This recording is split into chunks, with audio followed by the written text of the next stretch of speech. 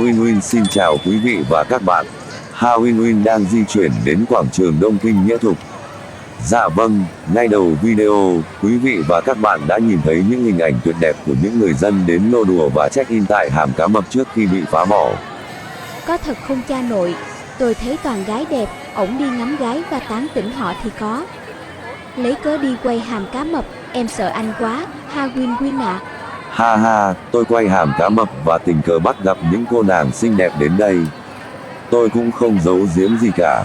Nếu có điều ước, tôi sẽ xây hậu viện để các cô nàng xinh đẹp như ở đây về ở hậu viện của tôi.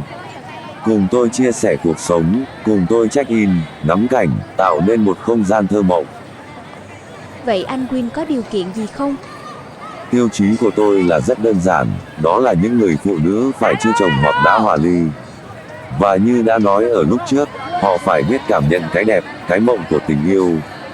Và đặc biệt, phải biết chia sẻ cuộc sống để cùng nhau gây dựng nên một cái hậu viện mộng mơ và thơ tình. Vâng, cảm ơn anh. Anh hãy tỉnh mộng đi. Tôi sẽ luôn yêu anh và ủng hộ các video của anh, rất mộng mơ và thơ tình. Dạ vâng, sau khi chìm vào giấc mộng ảo, Halloween xin mời quý vị trở lại với thực tại. Dạ vâng, sau khi chìm vào giấc mộng ảo, Halloween xin mời quý vị trở lại với thực tại. Đây là hàm cá mập đang làm mưa làm gió trên các phương tiện truyền thông.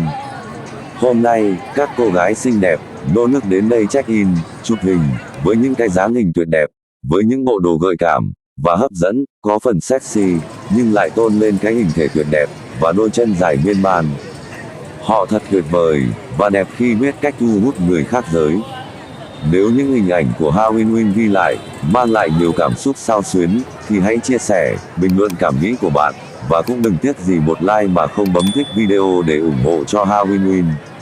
Ngoài ra, quý vị và các bạn nhớ bấm đăng ký kênh Halloween, và cũng đừng quên bấm nhận tất cả các thông báo để đón nhận những video mới nhất trên kênh Halloween. Theo như thông báo trên các phương tiện truyền thông, hàm cá mập sẽ bị phá rỡ trước ngày 30 tháng 4.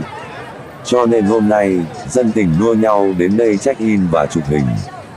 Và các cô nàng mà Halloween quay cũng đến đây để tạo hình tạo dáng, nó đã vô tình tạo nên một cái video hấp dẫn cho quý vị và các bạn thưởng thức. Như một sự sắp xếp từ trước, Halloween luôn gặp được các cô nàng xinh đẹp và gợi cảm. Vâng, một không gian văn hóa đầy màu sắc kết hợp với những cô nàng biết ăn vận, để khoe được những cái thân hình hấp dẫn, đầy mê hoặc mà mẹ của tạo hóa đã ban tặng cho họ. Nếu quý vị và các bạn đồng tình với tôi, hãy chia sẻ cảm nghĩ của mình bên dưới, và chia sẻ video này cho mọi người cùng biết.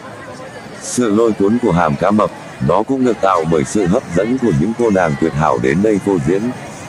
Dạ vâng, tòa nhà hàm cá mập có diện tích gần 500 m², được xây dựng đầu những năm 1990, trên khu đất rộng 310 m², có 6 tầng.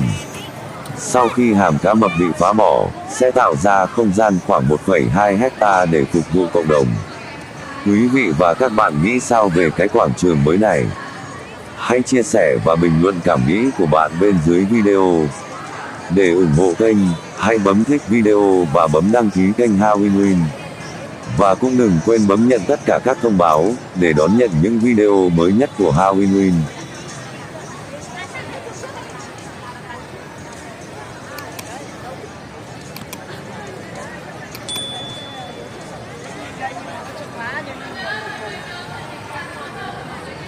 Sự ngọt ngào và vẻ đẹp của các cô gái này khiến cho những gã đàn ông thanh lịch, tử tế và si tình phải ngây dại và nguyện chết vì nàng.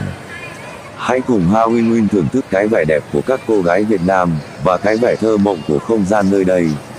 Nào, xin mời quý vị và các bạn xem hết video.